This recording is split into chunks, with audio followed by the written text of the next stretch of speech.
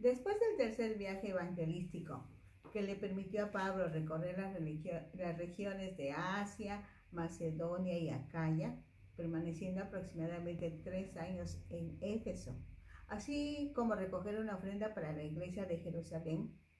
Pablo regresa a Jerusalén, en donde es sorprendido por unos judíos de Asia, quienes lo acusaron que había metido gentiles al templo, lo que significaba profanar o ensuciar el santuario.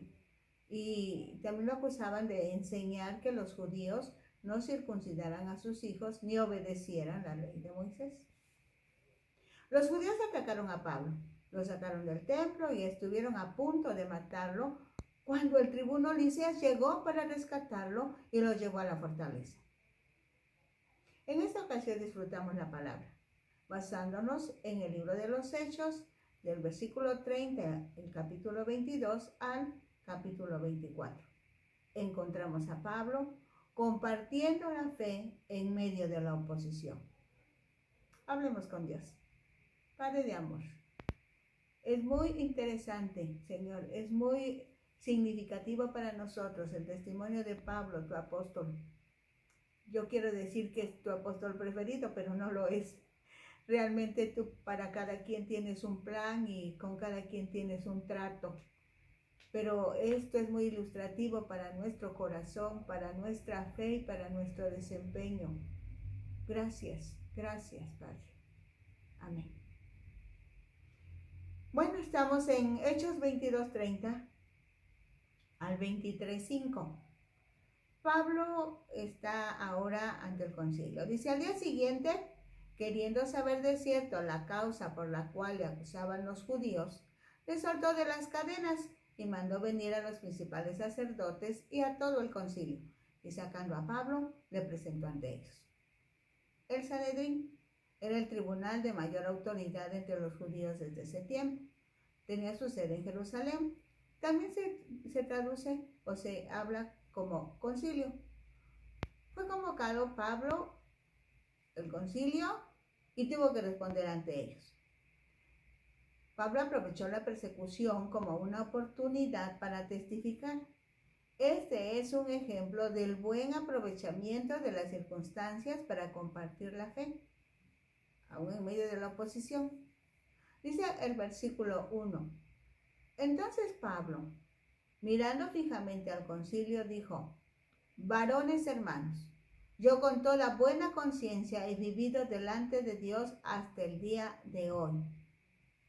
Pablo está desafiando al concilio al dirigirse a ellos como hermanos, pues se está colocando al mismo nivel que ese tribunal.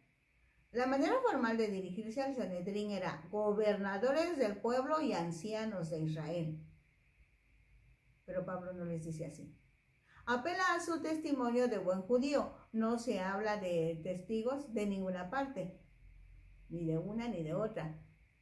La ley en Deuteronomio 19:15 dice que solo por el testimonio de 2 o 3 testigos se mantendrá la acusación. Dice el versículo 2. El sumo sacerdote Ananías ordenó entonces a los que estaban junto a él que le golpeasen en la boca. Entonces Pablo le dijo, Dios te golpeará a ti, pared blanqueada. ¿Estás tú sentado para juzgarme conforme a la ley y quebrantando la ley me mandas golpear?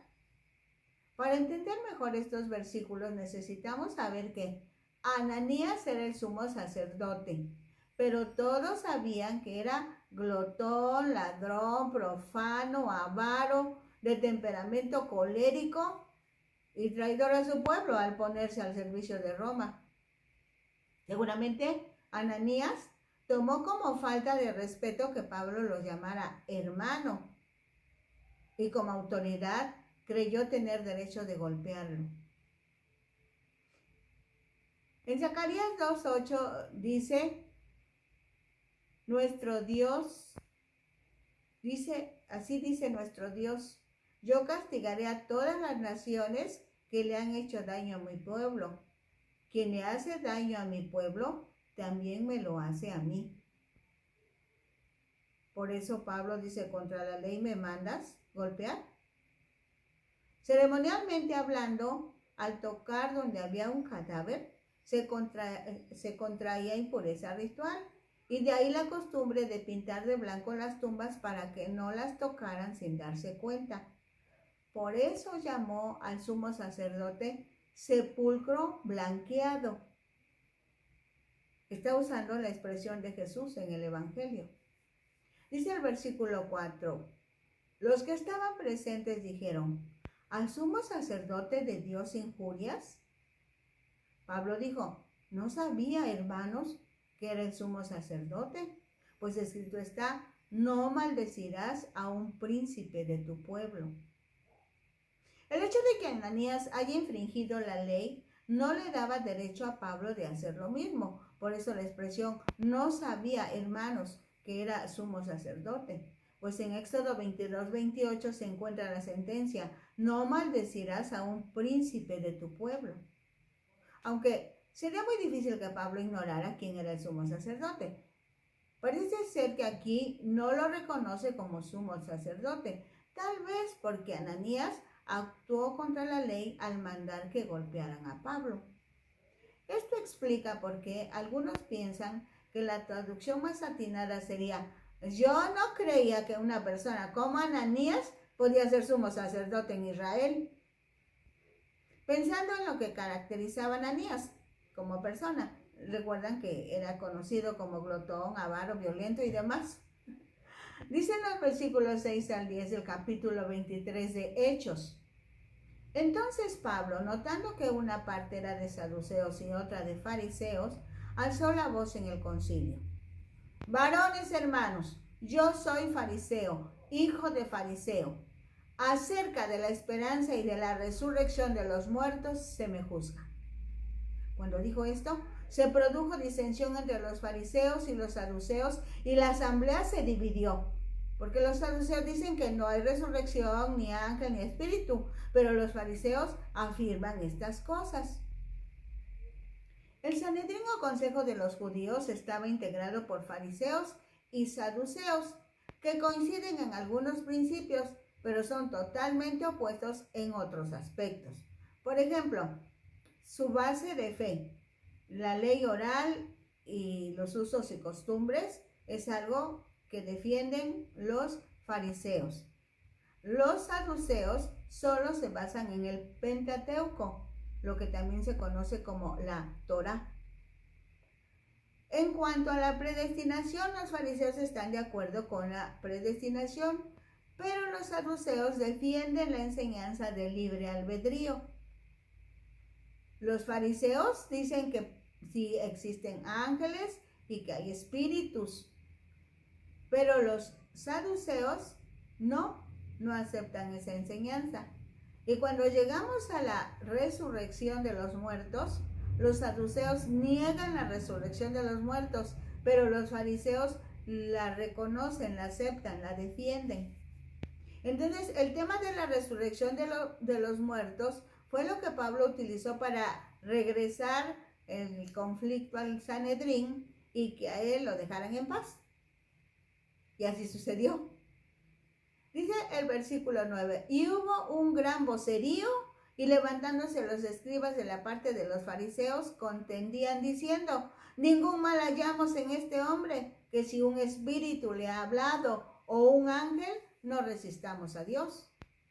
Los escribas eran los encargados de obtener las copias de los rollos en donde estaba anotado el Antiguo Testamento. Son clasificados entre los principales sacerdotes y los ancianos. En el Nuevo Testamento se pronuncian varios ayes en contra de ellos, los pronunció el Señor Jesús. Así, los hombres que serían un ejemplo para los demás fueron públicamente denunciados porque con sus acciones negaban lo que enseñaban con sus palabras. Un escriba podía ser fariseo o saduceo. Los fariseos siempre tuvieron en cuenta el interés público. Provenían de la clase media-baja, cuyo oficio era de artesanos, o sea, eran hombres comunes que buscaban cumplir la ley. Los fariseos destacaban el cumplimiento individual de todos los aspectos de la ley, del que el culto era solo una parte. Los saduceos pertenecían a los terratenientes adinerados. Sus principales aliados eran del clan sacerdotal. Los saduceos consideraban que el culto del templo constituía el centro y el propósito principal de la ley.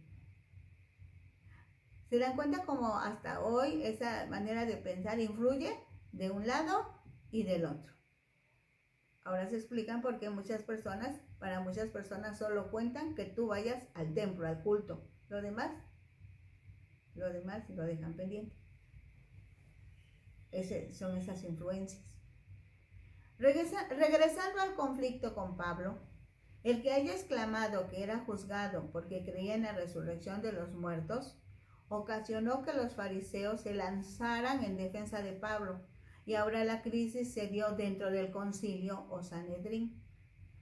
Dice el versículo 10 del capítulo 23 de Hechos: y habiendo grande disensión, el tribuno, teniendo temor de que Pablo fuese despedazado por ellos, mandó que bajasen soldados y le arrebatasen de en medio de ellos y le llevasen a la fortaleza. Nuevamente el tribuno romano tuvo que rescatar a Pablo de una disputa entre judíos. Para ese momento, el tribuno sabía bien que los judíos no podían ponerse de acuerdo en este asunto, que era 100% religioso, algo que desconocían los soldados romanos, por lo que no podían soltar a Pablo, pues corría peligro de muerte si caía en manos de los que no creían en la resurrección. Dice el versículo 11. A la noche siguiente se le presentó el Señor y le dijo: ten ánimo, Pablo, pues como has testificado de mí en Jerusalén, así es necesario que testifiques también en Roma. Aquí está la confirmación de que Pablo iría a Roma, pero no le dice cuándo ni de qué manera. Dicen los versículos 12 al 15. Venido el día, algunos de los judíos tramaron un complot y se juramentaron bajo maldición, diciendo que no comerían ni beberían hasta que hubiesen dado muerte a Pablo. Eran más de 40 los que habían hecho esta conjuración, los cuales fueron a los principales sacerdotes y a los ancianos y dijeron: nosotros nos hemos juramentado bajo maldición a no gustar nada hasta que hayamos dado muerte a Pablo. Ahora pues, vosotros con el concilio requerid al tribuno que le traiga mañana ante vosotros, como que queréis indagar alguna cosa más acerca de él, y nosotros estaremos listos para matarle antes que llegue. Varios de los miembros del Sanedrín estaban en la conspiración. El resto, junto con el tribuno, serían engañados. El pretexto: necesitaban otra reunión para investigar con exactitud la situación. Pero el plan era que mientras llevaran a Pablo de la fortaleza al lugar donde sería la reunión, alguien lo mataría. Ahora veamos en Hechos 23, de los versículos 16 al 22. Mas el hijo de la hermana de Pablo, oyendo hablar de la celada, fue y entró en la fortaleza y dio aviso a Pablo. Como buenos judíos exclusivistas, es de esperarse que cuando Pablo se convirtió al evangelio de Jesucristo, su familia lo desechó. Quizá por eso la expresión de Pablo en Filipenses 3:8, cuando dice: estimo todas las cosas como pérdida por el conocimiento de Cristo Jesús, por amor del cual lo he perdido todo y lo tengo por basura para ganar a Cristo. En ese tiempo los prisioneros romanos, Pablo contaba con la nacionalidad romana, tenían acceso a sus parientes y amigos, los que podían llevarle alimentos y algunas otras comodidades. Probablemente su sobrino fue a visitarlo cuando se hallaba bajo custodia en la fortaleza. Dice el versículo 17, Pablo, llamando a uno de los centuriones, dijo: lleva a este joven ante el tribuno porque tiene cierto aviso que darle. Él entonces, tomándole, le llevó al tribuno y dijo: el preso Pablo me llamó y me rogó que trajese ante ti a este joven que tiene algo que hablarte. El tribuno, tomándole de la mano y retirándose aparte, le preguntó: ¿qué es lo que tienes que decirme? Él le dijo, los judíos han convenido en rogarte que mañana lleves a Pablo ante el concilio, como que van a inquirir alguna cosa más acerca de él. Pero tú no les creas, porque más de 40 hombres de ellos le acechan, los cuales se han juramentado bajo maldición a no comer ni beber hasta que le hayan dado muerte, y ahora están listos esperando tu promesa. Entonces el tribuno despidió al joven, mandándole que a nadie dijese que le había dado aviso de esto. Este es un ejemplo del modo de actuar del Espíritu Santo, pues utiliza a quien Él quiere, con tal que la voluntad de Dios se lleve a cabo. En esta oportunidad, un niño fue utilizado para salvaguardar la vida del siervo de Jesucristo. Pudo haber sido adolescente o joven. Estemos atentos. Dios puede usar nuestra vida en situaciones decisivas, cruciales. Por lo tanto, afirmamos que todos somos importantes delante de Dios y útiles en su mano. No es indispensable un púlpito para predicar y decir que somos servidores del reino de los cielos. En cualquier momento, en cualquier lugar, en una situación o circunstancia, Dios solo necesita tu decisión y la mía para usar nuestras vidas. Tomemos lección, estemos atentos. Dice Hechos 23, ahora de los versículos 23 al 25. Y llamando a 2 centuriones, mandó que preparasen para la hora tercera de la noche 200 soldados, 70 jinetes y 200 lanceros para que fuesen hasta Cesarea. Y que preparasen cabalgaduras en que poniendo a Pablo le llevasen en salvo a Félix, el gobernador. Un centurión, como lo dice su nombre, tenía a su cargo 100 soldados. El tribuno llamó a 2 centuriones y ordenó que a las 9 de la noche estuviese listo el contingente que llevaría al preso Pablo hasta Cesarea, pues ahí estaba la sede del gobierno romano de la región. Jerusalén era la sede del gobierno judío, pero los judíos no tenían autoridad civil en ese momento, eran un pueblo conquistado. El contingente estaba integrado por 470 hombres, 200 soldados, 200 lanceros, 70 jinetes con sus respectivos caballos, más los centuriones. Lo llevaron de noche a Antípatris y luego lo pasaron a la prisión de la provincia en Cesarea. Dice el versículo 25, y escribió una carta en estos términos. Claudio Lisias, al gobernador, el excelentísimo gobernador Félix, salud. Félix fue uno de los libertos del emperador Claudio, designado para ser procurador o gobernador de Judea, por allá de los años 51 al 59 después de Cristo. Tenía el mismo cargo que Poncio Pilato tuvo. Dice el versículo 23, a este hombre, aprehendido por los judíos y que iban ellos a matar, lo libré yo acudiendo con la tropa, habiendo sabido que era ciudadano romano. Y queriendo saber la causa por qué le acusaban, le llevé al concilio de ellos. Y hallé que lo acusaban por cuestiones de la ley de ellos, pero que ningún delito tenía digno de muerte o de prisión. Pero al ser avisados de acechanzas que los judíos habían tendido contra este hombre, al punto le he enviado a ti, intimando también a los acusadores que traten delante de ti lo que tengan contra él. Pásalo bien. Lucas es el autor del libro de los Hechos. Parece extraño que después de tiempo haya podido conocer el contenido de la carta enviada de Jerusalén a Judea, pues más parece una carta personal y no tanto oficial. Tal vez se leyó en voz alta en la corte cuando Pablo estuvo delante de Félix para responder a las acusaciones que le hacían los judíos. También puede ser que el gobernador le haya dado una copia a Pablo como cortesía por ser ciudadano romano. Vamos a los versículos 31 al 35 del capítulo 23 de Hechos. Y los soldados, tomando a Pablo como se les ordenó, le llevaron de noche a Antípatris, y al día siguiente, dejando a los jinetes que fuesen con él, volvieron a la fortaleza. Cuando aquellos llegaron a Cesarea y dieron la carta al gobernador, presentaron también a Pablo delante de él. Y el gobernador, leída la carta, preguntó de qué provincia era y habiendo entendido que era de Cilicia, le dijo: te oiré cuando vengan tus acusadores. Y mandó que le custodiasen en el pretorio de Herodes, el palacio de Herodes en Cesarea, en donde Pablo estuvo encarcelado.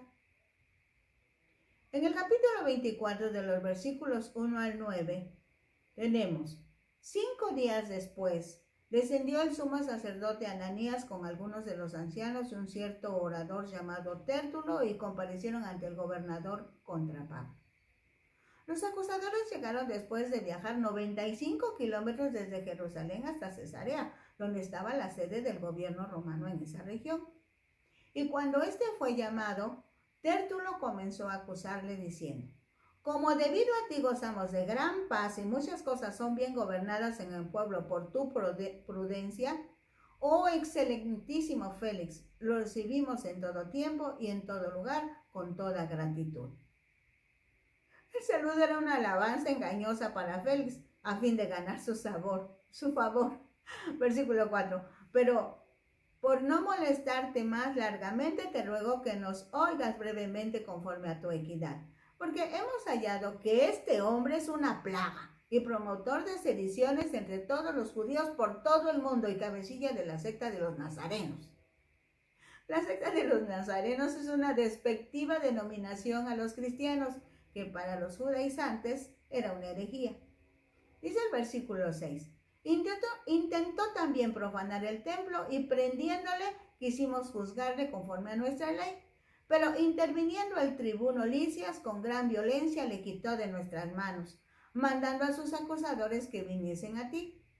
Tú mismo, pues, al juzgarle, podrás informarte de todas estas cosas de que le acusamos. Las acusaciones no son tales, pues su expresión es muy vaga, no precisa y mucho menos presenta pruebas.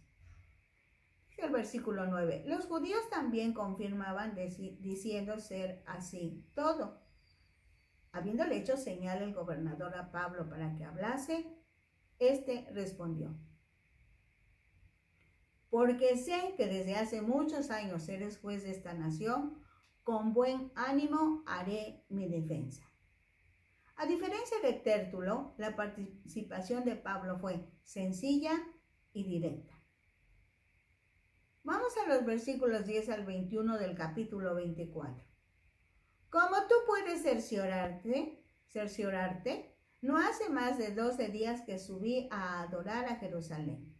Y no me hallaron disputando con ninguno, ni amotinando a la multitud, ni en el templo, ni en la sinagoga, ni en la ciudad. Ni te pueden probar las cosas de que ahora me acusan. Pablo contradice firmemente las acusaciones vagas que había presentado Tértulo. Exige pruebas que sabe perfectamente que no podrán presentar. En el versículo 14 se lee: pero esto te confieso, que según el camino que ellos llaman herejía, así sirvo al Dios de mis padres, creyendo todas las cosas que en la ley y en los profetas están escritas, teniendo esperanza en Dios, la cual ellos también abrigan, de que ha de haber resurrección de los muertos, así de justos como de injustos. Y por esto procuro tener siempre una conciencia sin ofensa ante Dios y ante los hombres. Pablo presentó las verdades del Evangelio, admitió que era cristiano. La esencia de su comentario era que la creencia de grupos cristianos, de judíos como de fariseos o saduceos, era lo que estaba en discusión. Por eso dice: tengo esperanza en Dios, la cual ellos mismos también abrigan. Pero pasados algunos años, vine a hacer limosnas a mi nación y presentar ofrendas. Estaba en ello cuando unos judíos de Asia me hallaron purificado en el templo, no con multitud ni con alboroto. Afirma categóricamente que no contaminó el templo. Sí, llevaba donativos y ofrendas, y que estaba purificado según la ley de Moisés en el momento que lo tomaron los judíos y lo sacaron del templo. En el versículo 19 en adelante se lee: ellos debieran comparecer ante ti y acusarme si contra mí tienen algo. O digan estos mismos si hallaron en mí alguna cosa mal hecha cuando comparecí ante el concilio, a no ser que estando entre ellos prorrumpí en alta voz acerca de la resurrección de los muertos, soy juzgado hoy por vosotros. Pablo dice, que me acusen los judíos de Asia, que son los que me encontraron, porque los que estaban presentes en ese momento quizá supieran de lo sucedido en Jerusalén y en todo caso de los resultados en la confrontación con el Sanedrín, lo que comprobaría que no habían cargos por mala conducta de Pablo. Algo que iban a comprobar es que las diferencias eran entre las creencias de las sectas, sobre todo el asunto de la resurrección. Entonces Félix, oídas estas cosas, estando bien informado de este camino, les aplazó diciendo, cuando descendiere el tribuno Lisias, acabaré de conocer de vuestro asunto. Félix tenía 6 años como gobernador, así que sabía que los cristianos, que eran llamados los del camino, vivían pacíficamente y no iban por el mundo armando desórdenes. Dice el versículo 23, y mandó al centurión que se custodiase a Pablo, pero que se le concediese alguna libertad y que no impidiese a ninguno de los suyos servirle o venir a él. Aquí vemos el respaldo de Dios, pues que Pablo estuviera custodiado era excelente por la oposición creciente que provenía de los judíos, además de que tenía autorización para que todos los que quisieran estar con Pablo pudieran hacerlo. Qué bueno es Dios. Vamos a los versículos 24 al 27. Algunos días después, viniendo Félix con Drusila, su mujer, que era judía, llamó a Pablo y le oyó acerca de la fe en Jesucristo. Pero al disertar Pablo acerca de la justicia, del dominio propio y del juicio venidero, Félix se espantó y dijo, ahora vete, pero cuando tenga oportunidad te llamaré. Pablo testificó nuevamente acerca de su fe en Jesucristo, cumpliéndose la palabra que había recibido, que lo llevaría ante autoridades, ante gentiles, para que entregara el mensaje de salvación por gracia. Tú y yo tenemos esa oportunidad, aquí y ahora. Hagámoslo en libertad. No esperemos estar custodiados. Dice, Félix y Pablo conversaron. Félix, como Herodes Antipa, tomó la mujer de otro hombre. Así Pablo incomodó a Félix cuando le enseñó la verdad del evangelio aplicable a su vida. Dice el versículo 26. Esperaba también con esto que Pablo le diera dinero para que le soltase, por lo cual muchas veces lo hacía venir y hablaba con él. Pero al cabo de 2 años recibió Félix por sucesor a Porcio Festo, y queriendo Félix congraciarse con los judíos, dejó preso a Pablo. Políticamente hablando, había una discusión sobre si Cesarea era una ciudad judía o griega, y los judíos y los griegos estaban peleando esa posición. En un momento determinado se dio un enfrentamiento violento en el que los judíos llevaban las de ganar, pero Félix mandó tropas en defensa de los griegos. Miles de judíos murieron y las tropas saquearon las casas de los judíos de la ciudad, sobre todo las de los más ricos judíos. Los judíos ejercieron su derecho de denunciar este asunto a Roma directamente. Esto le costó su puesto a Félix y no fue ejecutado por la intervención de uno de sus hermanos, llamado Palas. Félix era corrupto. Por eso, aunque estaba convencido de que debía darle su libertad a Pablo, no lo hacía para congraciarse con los judíos y esperando algún dinero ofrecido por Pablo a sus amistades. Así que dejó preso a Pablo hasta que llegó Porcio Festo, quien ejerció el cargo de los años 59 a 61 después de Cristo aproximadamente. Pablo no perdía la oportunidad de dar testimonio de su fe en Jesucristo. Tomemos la lección, compartamos nuestra fe, cumplamos el propósito de Dios para nuestra vida. La próxima semana, si vivimos, estaremos siendo testigos de la apelación de Pablo y la decisión de enviarlo directamente a Roma. La invitación es que sigan estos materiales en las redes, en Facebook como Disfruta la Palabra. YouTube a nombre de Rosadela Hernández Ojeda. y con nuestros hermanos en Ventana Virtual Radio Cristiana, la señal que edifica y las radiodifusoras unidas con el propósito de divulgar la palabra. Bendiciones.